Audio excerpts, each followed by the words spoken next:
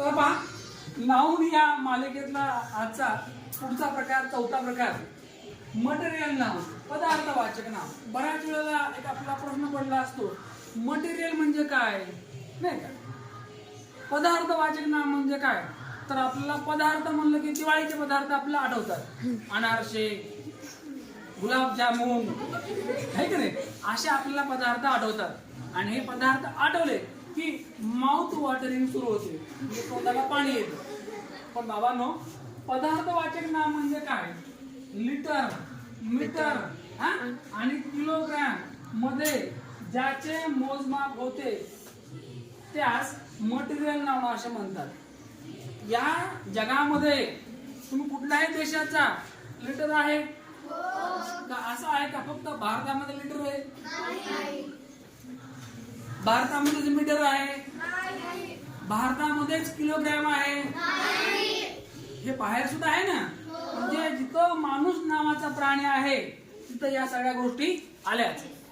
राग फक्त माणसांनाच आहे का? म्हणजे प्राण्यांना आहे का? हसतं कोण, माणूस का प्राणी?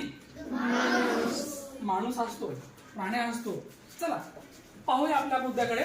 मटेरियल नाउन, पदार्थवाचक नाम. मग पहा की पदार्थवाचक नाम कसं पाहायचं, कसं ओळखायचं, कसं लिहायचं, याचा ठोक ताळा असा आहे की जे जे लिटर मध्ये आम्ही घेतो, जे जे लिटर मध्ये घेतो आपण, दूध कसं घेतो?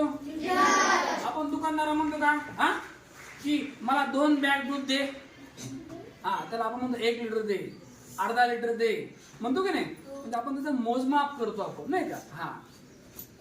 ज्या गोष्टी आपण मीटर मध्ये घेतो त्या सुद्धा या ठिकाणी या पदार्थवाचक नाम म्हणजेच मटेरियल नामचं उदाहरण आहे.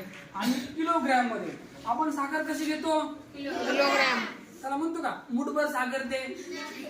दुकानदार विचारतो, yes, what's for you? I just want be a handful sugar, असं म्हणतो आपण. आपण सांगतो की मेल्या 1 किलो साखर दे, 2 किलो साखर दे. आणि त्याला कळतं याला साखर किती पाहिजे.